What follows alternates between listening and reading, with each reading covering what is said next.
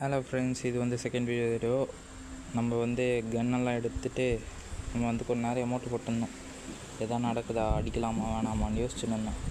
அப்போ தான் திடீர்னு என் தம்பியை நாக் பண்ணிட்டானுங்க. இதுவேணா நான் என் தம்பியை நாக் பண்ணிட்டீங்களேடான்ட்டு நானும் போயிட்டு ஃபஸ்ட்டு அவனை ரிவே பண்ணிருந்தான். சரி நம்ம க்ரோனோவை போட்டு விட்டுறோம். க்ரோனோவை போட்டேன். அவனுக்கு ஹீல் இருக்காது, அதனால் போன் ஃபயர் போட்டு விட்டு நம்ம எனிமி அடிக்கிறதுக்கு கிளம்பியாச்சு. எனிமி சுற்றி பார்க்குறேன், எனிமியை கண்ணுக்கு தெரியல. எங்கேயாச்சும் இருப்பானா, இங்கேயும் இல்லை. சரி கீழே தான் இருக்கான்ட்டு ஏறி போயிட்டேன் தைரியமாக.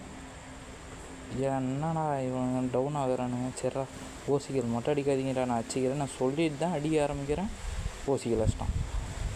எனக்கு சிறான காண்டு. ஏன் நான் அடிக்கிறதே ஒரு கில்லு, அதையும் ஓசி வச்சானா நான் என்ன பண்ணுறது?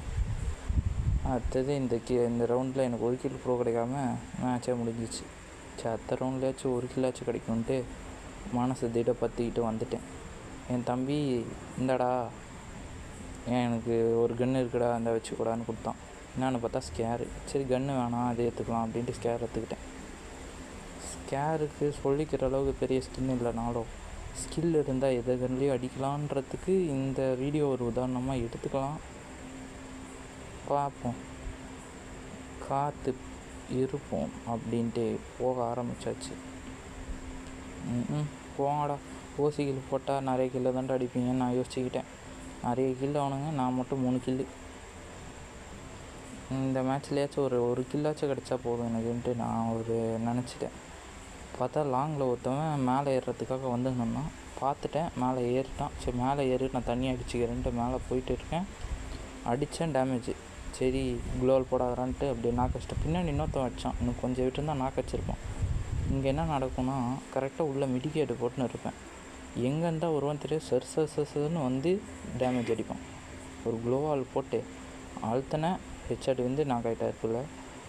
அவ்வளோதான், அவனுக்கு கிளியர் எடுத்தாச்சு. இவன் எதுக்கு வந்தான்னு பார்த்தா எனக்கு MP40 கொடு வந்திருக்கான். அப்போ தான் எனக்கே தெரிஞ்சிச்சு. MP40 எடுத்துக்கிட்டு கீழே போயிட்டேன். பார்த்தாங்க லாங்கில் ஒரு எனிமி. என் தம்பி நல்ல விஷயமா இதை கொடுத்தாப்புல, அதனால் ஒருத்தவனை நான் கரெக்டாக ஹெட்டில் வச்சேன். சரிடா ரிவைவ் பண்ணுறதரா நான் வந்துடுறேன்ட்டு போகிறதுக்குள்ளே ரிவைவ் பண்ணிட்டான்.